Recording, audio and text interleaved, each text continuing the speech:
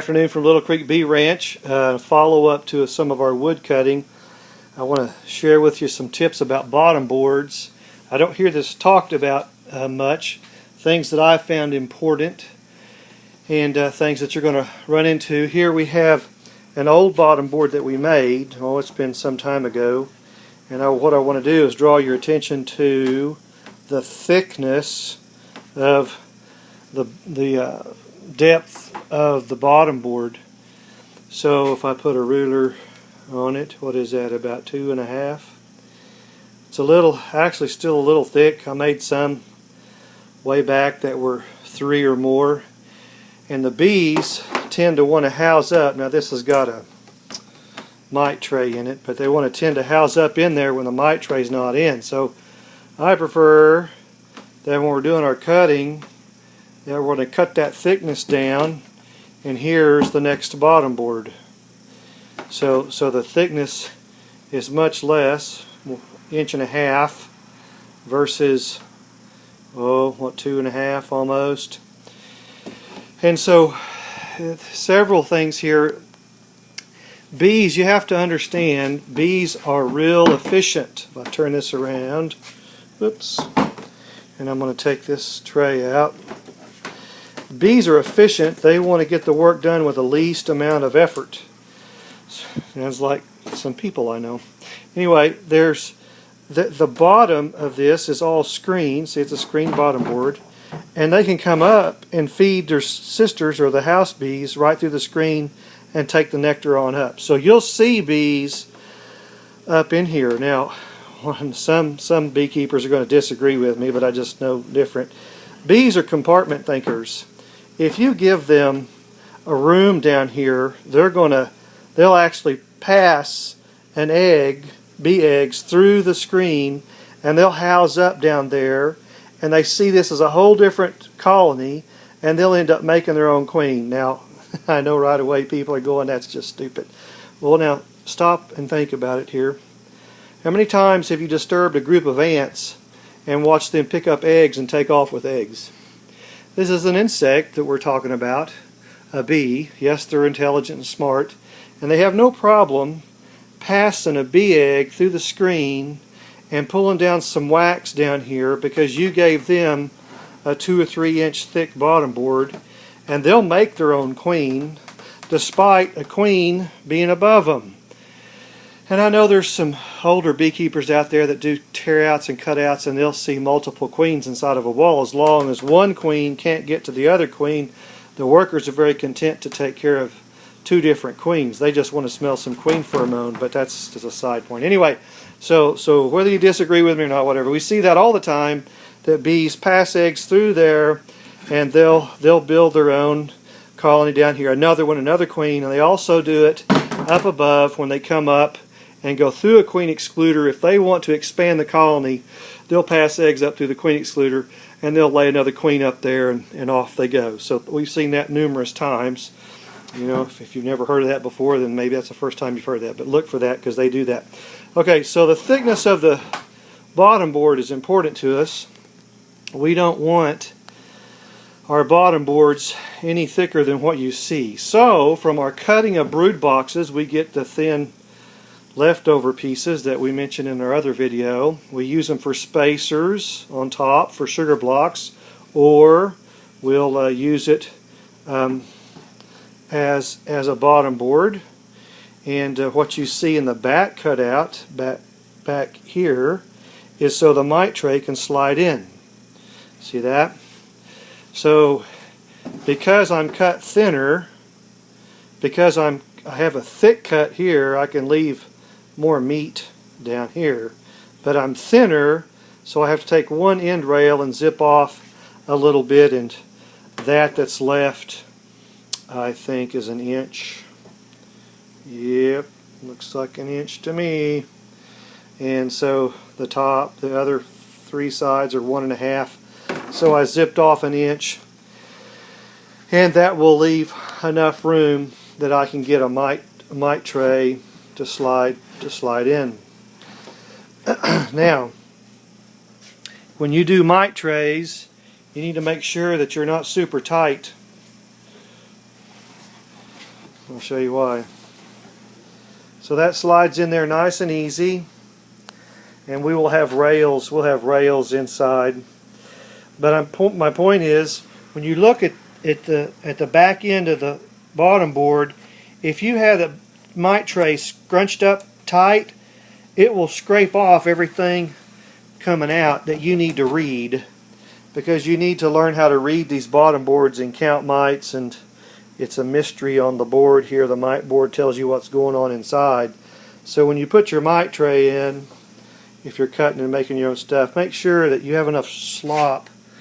When you look in there, you can see enough slop in there that you don't scrape it when you come out and scrape off all the important information that's on the mite tray. Does that make sense? Hope that makes sense. Okay, now the front porch, if I take my older bottom board and turn around, the front porch is a little probably wider than I prefer. How wide are we? What, 3.5? Yeah, 3.5. And so on this one, we're going to cut it down to 2 3/4, and that'll shorten it up. They don't need lots of room on the front porch. It's just wasting material in my mind. So I just want to make sure that I have enough room to set a sugar feeder in there.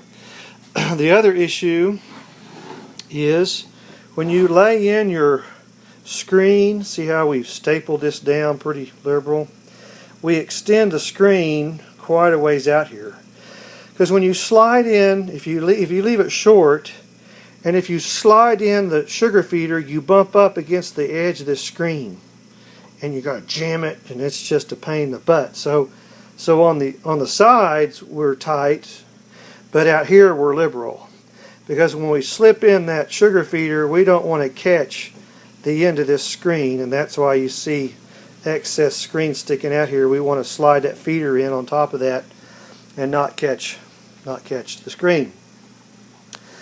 Notice these pieces were also byproducts of a cut. They're 3/8 of an inch. That's what we want, 3/8 of an inch on the rails. This one was dipped in beeswax, but we don't do that anymore. we'll just paint them. But anyway, you don't want thick base. You want a nice thin base. 1.5 inches is fine. Remember, the bottom board is not, it's just not torquing. It's not doing anything but sitting there. The load of the bottom board is, again, vertical, and it sits down. You got over 200 pounds of weight sitting down, so I'm not worried about that. It's not going to hurt anything. But I do want a supported porch. If I give it too much out here, I get maybe some torque by being bounced around and whatever. I don't want that, but I need some support in the corner of it as I mate it up to the board. So what I'll do, let me flip around again, and I take my porch. Now we're upside down on this one, okay? If you look at the back cut, it's upside down. I just go to Lowe's or wherever and get some of that rounded molding. I get some rounded molding, and it will fit right in there. I can glue it in and staple it, and that's enough to give it some support. But I'll also staple it from this side into the porch, and that's enough to handle it. Now here's why. Here's one of the reasons I'm showing you this. From one cutting, I get 21 boxes and 21 bottom boards, and I use a little scrap to come up with some of the porches and stuff. So economical, that's just awesome. That's one of the reasons I cut. I get so much more mileage for my money. But you got to have all these tricks up your sleeve to cut it. You just have to understand. So if you're going to cut, keep them thin. Understand bees will pass eggs through the screen or the queen excluder, up or down, top or bottom. Seen that many times. And also, you want to extend your screen outward so that your feeder doesn't get jammed up on the screen. Tack it down good a T45 stapler or something, get it tacked down so it doesn't move around. And there's no edges. Remember, we don't have any edges here for mites to crawl on. Be clean, keep it nice and wide. Plenty of airflow is a huge, huge key.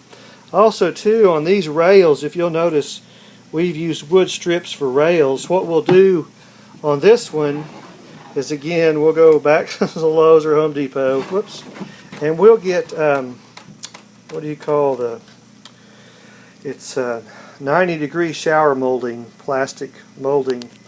And there's a strip we take off of it, and we'll just staple it right in, and staple it right down there, and the mite tray slides real easily on that plastic rail. So little tiny things like that. I don't. It's just a pretty tight run, and I don't want to put any wood down there because it takes up too much room. But that little plastic rail, it worked perfectly down right through there, and you got yourself a bottom board. So all those little things that you learn from senior beekeepers like myself, they add up when you're cutting. You know, I'm a tightwad.